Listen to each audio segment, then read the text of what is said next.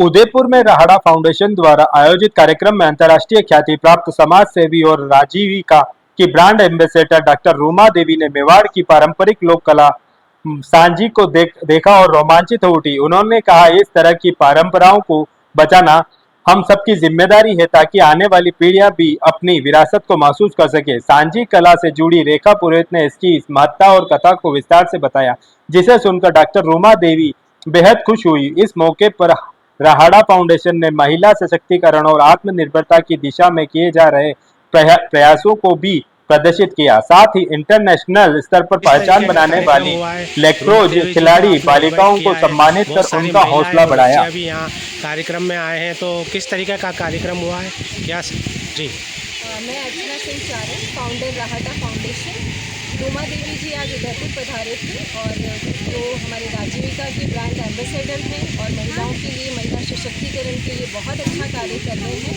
तो उनकी उपस्थिति को देखते हुए हमने अपने उदयपुर में हमारी फाउंडेशन के तहत जो महिलाएं और लड़कियां या गर्ल्स जो हैं हमारे स्किल डेवलपमेंट प्रोग्राम से जुड़ी हुई हैं, जिनको हम वर्कशॉप्स ऑर्गेनाइज करवाते हैं। और पिछले 5 सालों में राहड़ा फाउंडेशन ने भी 5 से 7 हज़ार महिलाओं को रोजगार से जोड़ा है। तो मुझे बहुत खुशी है कि आज वो हमारे बीच में आई और अपना जो उनका खुद का अनुभव था वो उन्होंने हमसे शेयर किया और हमने अपना अनुभव उनसे शेयर किया।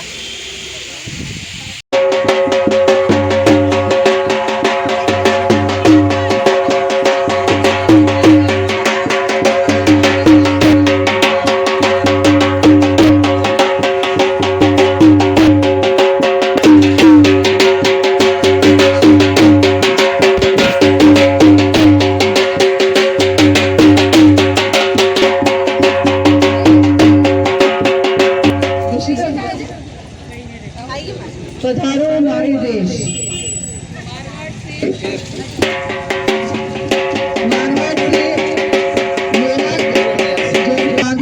सुस्वागत और स्वागत हमारा स्वागत स्वीकार करिए। बताना चाहती हूँ, एक चिड़िया शहर ले जाती तो नाराज, तो बोलती नाराज वो शहर ले जा सकते हैं पर मेरी कला को नहीं चुरा सकते। तो इसी की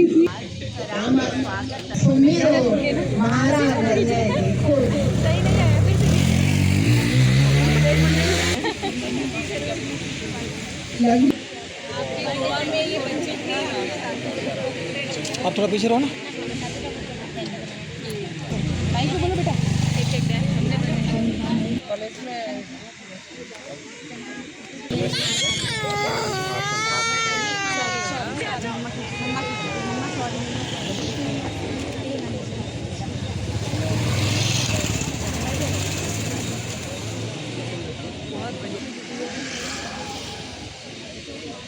बहुत बहुत धन्यवाद कि आप शॉर्ट नोटिस पे आपने इतना मान सम्मान दिया, क्योंकि मेरा प्रोग्राम राजीविका की बहनों के साथ में था। दिन में लगभग 1000 से 1200 बहनों के बीच में मुलाकात हुई, उनसे बातचीत हुआ।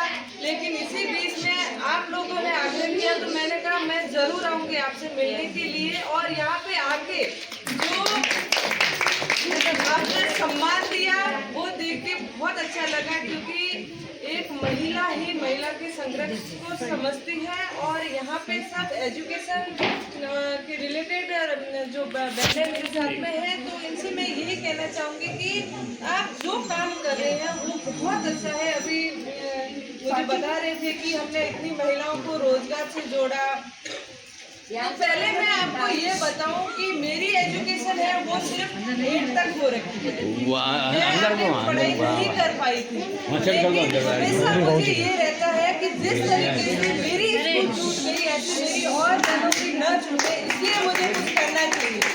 तो रोजगार ये एक चीज़ है, लेकिन साथ में एजुकेशन में भी हम काम करते हैं। हर साल 20 से 25 लाख रुपए की स्कॉलरशिप है वो पढ़ने के लिए बच्चों को देते हैं, जरूरतमंद को, ताकि उनकी पढ़ाई बीच में न छूटे और वो आगे अपनी पढ़ाई जारी रख सके।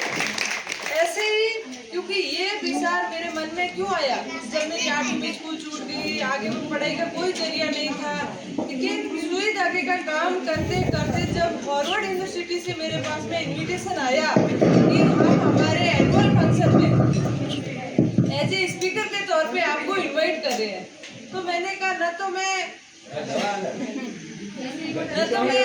अच्छी स्कूल में पढ़ पाई, ना कॉलेज के बारे में सोचा, मैं हार्वर्ड यूनिवर्सिटी जाके क्या करूँ।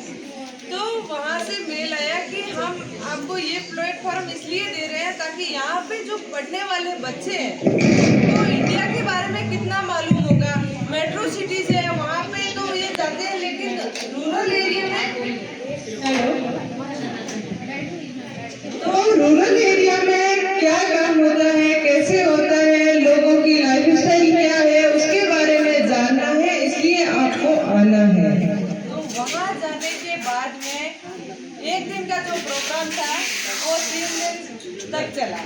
वहाँ के बच्चों ने सुई धागा हाथ में लिया, काम करने की कोशिश की। उनके पास में तो कोई कमी नहीं थी ना, वो तो हार्वर्ड में पढ़ रहे हैं, वो बहुत सारी चीज़ों पे रिसर्च कर रहे हैं और उनका एजुकेशन लेवल इतना हाई है, तो उनको सुई पकड़ने की जरूरत का, लेकिन एक लगन होती है, काम करने का कोड होता है। अपन कहते हैं ना मारवाड़ी में कि हमें ये करना है, इससे हमें खुशी मिलेगी। तो यही भावना उन बच्चों की थी। तो अपन सोचते हैं कि ये सबसे छोटा काम है या इसको हम क्यों करें, हम कोई दूसरा काम करें। तो ये भावना हमें नहीं रखनी है। काम कोई छोटा बड़ा नहीं होता है, हमारे काम की वैल्यू होती है। अभी आपके चेहरे इस उम्र के जो बच्चे पुराने 15-20 साल पहले अपने दादा दादी को उम्मीद करो, या अभी भी दादा दादी हैं किसी के, कहीं तो होंगे, 5-7 साल पहले होंगे, उनके चेहरों में 70-80 साल में भी कितना नूर था, कितनी खुशी होती थी, उत्साह होता था त्योहारों में। आप सबके चेहरे अगर खाली फ़ोटो खींच के देखो तो क्या हालत है। हमने एक्चुअल हैप्पीनेस खो दी है। इंजीनियर, IAS, IPS, और मेरे में इतना मादा नहीं है। एक तो होते हैं ना टॉपर बच्चे होते हैं, इंटेलिजेंट होते हैं, वो निकल जाते हैं कहीं पे भी। एक होते हैं जिनको कुछ करना ही नहीं होता। एक मध्यम वर्गीय वाले होते हैं, तो पापा मम्मी भी एक लिमिटेड इनकम होती है, ख्वाब हमारे बहुत ज़्यादा होते हैं, माँ बाप की अपेक्षाएं बहुत होती है, और हम में लक्षण कम होते हैं। 100 बात की एक बात, everybody is not talented, right. और सब में कैलिबर नहीं होता, लेकिन कोई ना कोई कैलिबर ऐसा ज़रूर होता है, भगवान सबको देके देखता है। तो मैंने कहा यार इन सबसे तो मैं लड़के आगे जा नहीं सकता, और पीछे मुझे रहना नहीं है, तो क्या करें। ऐसी क्या कैरियर है जिसमें कंपटीशन नहीं है। सब जने पागलों की तरह भाग रहे हैं, नौकरी, पैसा, ये वो। मैंने कहा यार इसमें तो मैं फेल हो जाऊंगा, पिछड़ जाऊंगा। तो मैंने कहा मैं जीना शुरू कर देता हूँ, क्योंकि कोई जीता तो है ही नहीं, सब आप क्या करना चाहते हैं, बड़े होकर क्या बनना, क्या जवाब